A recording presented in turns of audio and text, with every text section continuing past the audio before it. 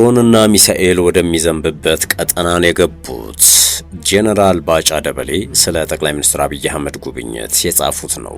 እንመለከተዋለን። ፋኖ በሽብርተኝነት ተፈረጀ በሚል የተሰራጨው መረጃ ሲፈተሽ አሜሪካ ለምን ፋኖን በሶስተኛ እርከን ላይ ያስቀመጠችው ትኩረታችን ነው። የአርሚ 70 ኃይሎች ትጥቅ መፍታት አቧራ አስነስቷል። ህወሓት ቀልድ ነው፣ የሱዳኑ ጦራችን ትጥቅ አልፈታም እያለ ነው። እንመለስበታለን። ጤና ይስጥልን። የመረጃ ጥንቅራችን ነው ተጀምሯል። ቀደም ሲል ያነሳናቸው አበይት ነጥቦች ናቸው። ዝርዝር መረጃዎቹን ደግሞ እንደሚከተለው እናጋራችኋለን።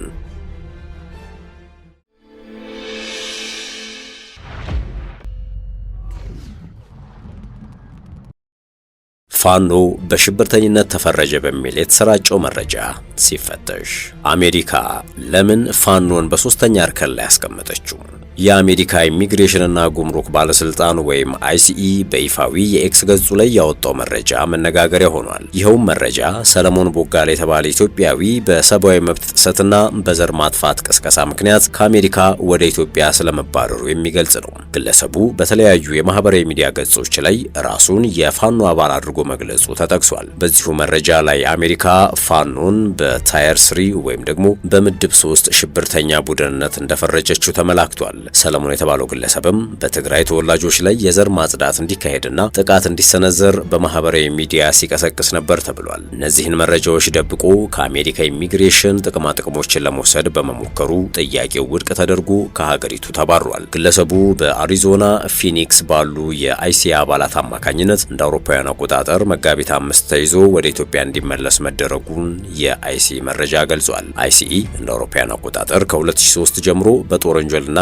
በሰብአዊ መብት ጥሰት የሚጠረጠሩ ወይንም የተፈረደባቸውን 1178 ግለሰቦችን ከአሜሪካ አባሯል። ይህ አሜሪካ እንዲህ አይነቱ ወንጀል የፈጸሙ ሰዎች መደበቂያ እንዳትሆን ለማድረግ የሚሰራው ስራ አካል ነው ተብሏል። ዋናው ጥያቄም ለመሆኑ አሜሪካ ፋኖን አሸባሪ ቡድን ብላ ፈርጃለች ወይ የሚለው ሆኗል። በአይሲኢ ኤክስ ገጽ ላይ መረጃው ከወጣ በኋላ ከ100,000 በላይ ሰዎች እይታ አግኝቷል። 385 በላይም ሪፖርት ተደርጓል። ከ1000 በላይም ላይክ ተደርጓል። እንዲሁም በርካታ ሰዎች አስተያየታቸውን ሰጥተዋል። በርካቶቹ መነጋገሪያ ያደረጉት ለመሆኑ መቼ ነው አሜሪካ ፋኖን በአሸባሪ ቡድንነት የፈረጀችው? ታየር 3 ማለት ምን ማለት ነው የሚለውን ነው። ታየር 3 ምንድነው የሚለውን ስንመለከት አሜሪካ የሽብር ቡድኖችን በሶስት ዋና ዋና ምድቦች ትከፍላለች። እነዚህ ምድቦችም ታየር 1 ወይም ምድብ 1 በውጭ ጉዳይ መስሪያ ቤት በይፋ ፎሬን ቴሮሪስት ኦርጋናይዜሽን ወይም ኤፍቲኦ ተብሎ የተፈረጁ ለምሳሌ አልቃይዳ፣ አልሻባብ፣ አይኤስአይኤስ፣ ታሊባን፣ ሄዝቦላህ የመሳሰሉት ያሉበት ነው። ምድብ 2 ደግሞ ከምድብ 1 በይፋ የታወጁ አሸባሪዎች ዝቅ ያለ ሲሆን ዋና ዓላማው በዝርዝር ውስጥ የተካተቱ ድርጅቱ አባላቱ ወይም ደጋፊዎች ወደ አሜሪካ እንዳይገቡ የኢሚግሬሽን ቁጥጥርና የቪዛ ክልከላ ለማድረግ ነው። ታየር 3 ወይም ምድብ 3 እነዚህ ያልተፈረጁ ወይም አንዲዛይኔትድ ቡድኖች ተብለው የሚገለጹት የአሜሪካ ኢሚግሬሽን ሕግ ለኢሚግሬሽን ጉዳዮች እንደ ሽብር ቡድን ያያቸዋል። በአሜሪካ ሕግ ትርጓሜ በሽብር ተግባር ውስጥ የሚሳተፍ ወይም በሽብር ተግባር ውስጥ የሚሳተፍ ንዑስ ቡድን ያለው የተደራጀ ቢሆንም ባይሆንም የሁለት ወይም ከዚያ በላይ ግለሰቦች ስብስብ ተብሎ ይቀመጣል። ምድብ 3 ውስጥ ያሉ ድርጅቶች በይፋ ያልተፈረጁ የሽብር ድርጅቶች ወይም አንዲዛይኔትድ ቴሮሪስት ኦርጋናይዜሽን ተብለው የሚጠሩት እንደ ምድብ 1 እና ምድብ 2 ድርጅቶች ይፋዊ የመፈረጅ ሂደት ውስጥ ማለፍ ሳያስፈልጋቸው በሚያከናውናቸው ተግባራት ብቻ እንደ ሽብር ቡድን ለመጠራት ብቁ ስላልሆኑ ነው ይላል ሕጉ።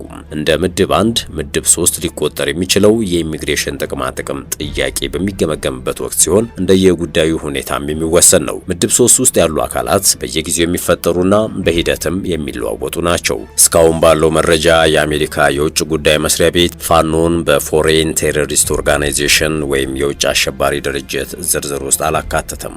ነገር ግን በምድብ 3 ውስጥ ከተካተቱ ቡድኖች ጋር ግንኙነት ያላቸው ወይም የደገፉ ግለሰቦች ወደ አሜሪካ ለመግባት ቪዛ ሲጠይቁ ወይንም የጥገኝነት መብት ሲጠይቁ ለመከልከል እንደ ምክንያት ሊጠቀስባቸው እንደሚችል መረጃዎች ያሳያሉ። ምድብ 3 በአሜሪካ ውጭ ጉዳይ መስሪያ ቤት እንደ ምድብ 1 በይፋ የውጭ አሸባሪ ድርጅት ተብሎ የሚፈረጁ አይደሉም። እነዚህ በዝርዝር ውስጥ ያልሰፈሩ ነገር ግን በሽብር ተግባር ውስጥ የተሰማሩ ቡድኖችን የሚገልጽ የአሜሪካ ኢሚግሬሽን መጠሪያ ነው።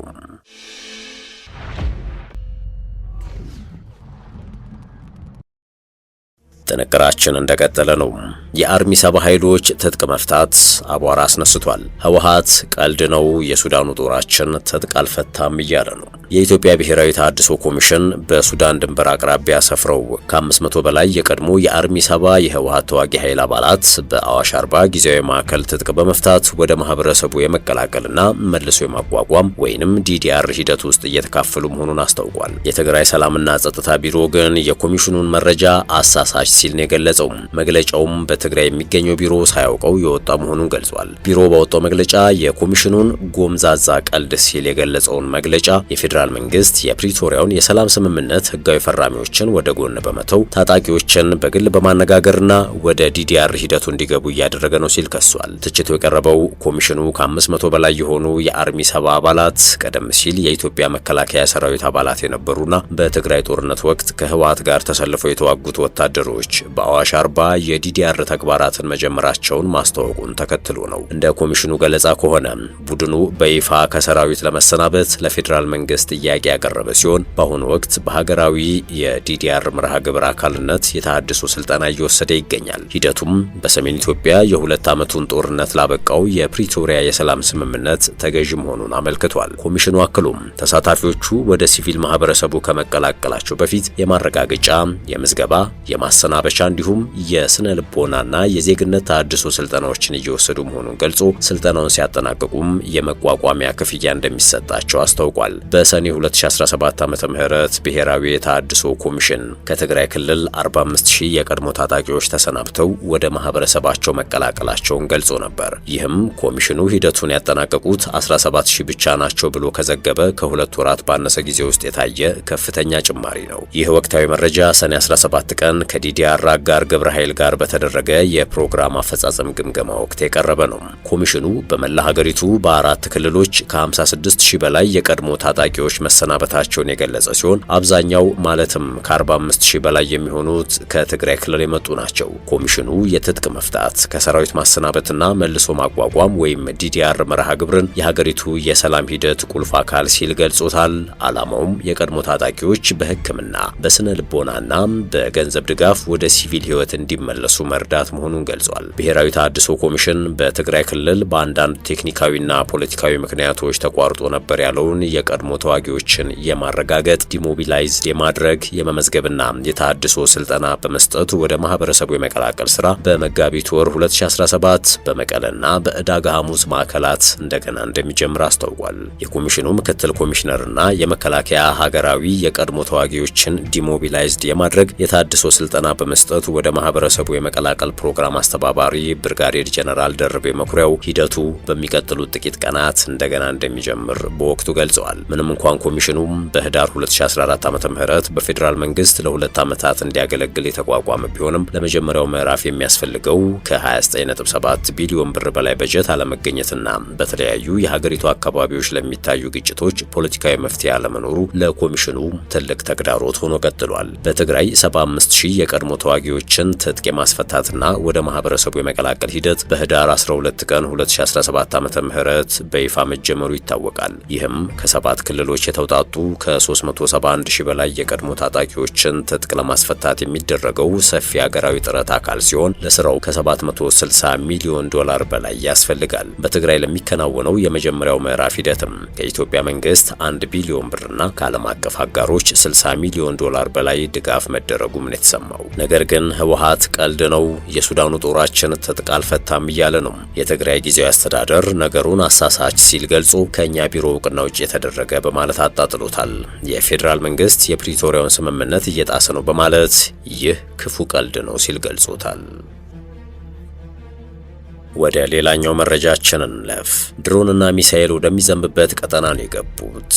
ጄኔራል ባጫ ደበሌ ስለ ጠቅላይ ሚኒስትር አብይ አህመድ ጉብኝት። አምባሳደር ጄኔራል ባጫ ደበሌ የጠቅላይ ሚኒስትር አብይ አህመድን የኤሚሬትስ ጉዞ ወደ ጦር ግንባር ከመዝመት ጋር የሚስተካከል ጀግንነት ሲሉ አሞካሽተውታል። በኬንያ የኢትዮጵያ ባለሙሉ ስልጣን አምባሳደር የሆኑት ጄኔራል ባጫ ደበሌ ጠቅላይ ሚኒስትር አብይ አህመድ ወደ ተባበሩት አረብ ኤሚሬትስ ያደረጉትን ይፋዊ ጉብኝት በማድነቅ እርምጃውን ከዚህ ቀደም የደንብ የደንብ ልብስ ለብሰው ወደ ጦር ግንባር ከዘመቱበት ታሪክ ጋር አነጻጽረውታል። በቅርቡ በኢራን በእስራኤልና በአሜሪካ መካከል የተፈጠረውን ወታደራዊ ውጥረትን ተከትሎ በተለይም ኢራን ሚሳኤሎችንና ድሮኖችን በስፋት በተኮሰችባት የተባበሩት አረብ ኤምሬትስ ጠቅላይ ሚኒስትሩ ያደረጉት ይፋዊ ጉዞ ድፍረት የተሞላበት መሆኑን አምባሳደሩ ገልጸዋል። ጄኔራል ባጫ በማህበራዊ ትስስር ገጻቸው ባሰፈሩት ጽሑፍ ሚሳኤሎችና ድሮኖች ከሰማይ እየወረዱ ባለበት እንዲሁም በረራዎች በስፋት በተቋረጡበት እጅግ አስቸጋሪና አደገኛ ወቅት ጠቅላይ ሚኒስትሩ ሀገሪቱን በይፋ መጎብኘታቸው ዓለምን ያስደነቀና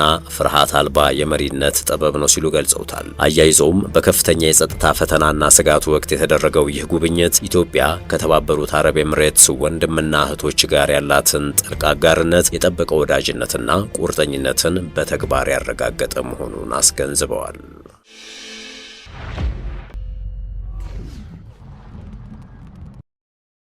በመጨረሻም አያቶላህ ሙጅተባ ኻሜኒ ጎረቤት ሀገራት አቋማቸውን እንዲያሳውቁ አስጠንቅቀዋል። አዲሱ የኢራኑ ጠቅላይ መሪ አያቶላህ ሙጅተባ ሁሴን ኻሜኒ በሀገሪቱ ላይ ለሚፈጸሙ ጥቃቶች የሚወሰደው የበቀል እርምጃ ተጠናክሮ እንደሚቀጥልና የአሜሪካ የጦር ሰፈሮችን የሚያስተናግዱ የጎረቤት ሀገራትም አቋማቸውን እንዲያሳውቁ ነው ያስጠነቀቁት። ጠቅላይ መሪው በሰጡት መግለጫ ኢራን የምትፈልገው በቀል ለታላላቅ መሪዎቿ ሰማዕትነት ብቻ እንዳልሆነ ገልጸው በጠላት የሚገደል እያንዳንዱ ዜጋ ራሱን የቻለ የበቀል ምክንያት ነው ብለዋል። እስካሁን የተወሰዱ የአጸፋ እርምጃዎች ጥቂቶቹ መሆናቸውንና በቀሉ ሙሉ ለሙሉ እስኪፈጸም ድረስም ጉዳዩ እንደማይዘጋ አስገንዝበዋል። ሙጅተባ ኻሜኒ ያክለውም የአሜሪካ የጦር ሰፈሮች የሚገኙባቸው የመካከለኛው ምስራቅ ሀገራት ሰፈሮቹን በአስቸኳይ እንዲዘጉ አሳስበዋል። በቅርቡ በተፈጸሙ ጥቃቶች ወቅት እነዚህ የጦር ሰፈሮች ጥቅም ላይ መዋላቸውን የገለጹት ጠቅላይ መሪው የኢራን ኃይሎች ሀገራቱን ሳይሆን የጦር ሰፈሮቹን ብቻ ኢላማ ማድረጋቸውን ተናግረዋል። ካሁን በኋላም ይህን እርምጃ ለመቀጠል እንገደዳለን ያሉት ሙጅተባ ኻሜኒ የጦር ሰፈሮቹ በኢራን ላይ ጥቅም ላይ የሚውሉ ከሆነም ጥቃቱ ተጠናክሮ እንደሚቀጥል አስታውቀዋል። እንዲሁም እነዚህ ሀገራት በትውልድ ሀገራችን ላይ ጥቃት በሰነዘሩና ሕዝባችንን በገደሉ አካላት ላይ ያላቸውን አቋም በግልጽ መወሰን አለባቸው በማለት የውጭ የጦር ሰፈሮች በተቻለ ፍጥነት እንዲዘጉ መክረዋል። ሙጅተባ ኻሜኒም በመግለጫቸው የሆርሙዝ ወሽመጥ ዝግ ሆኖ ይቆያል ብለዋል። ውድ የሸገር ታይምስ ቤተሰቦች የሰዓቱ የመረጃ ጥንቅራችን ይህን ይመስል ነበር። ስለተከታተላችሁን ከልብ አመሰገንን። በያላችሁበት ሰናይ ጊዜ ተመኘን።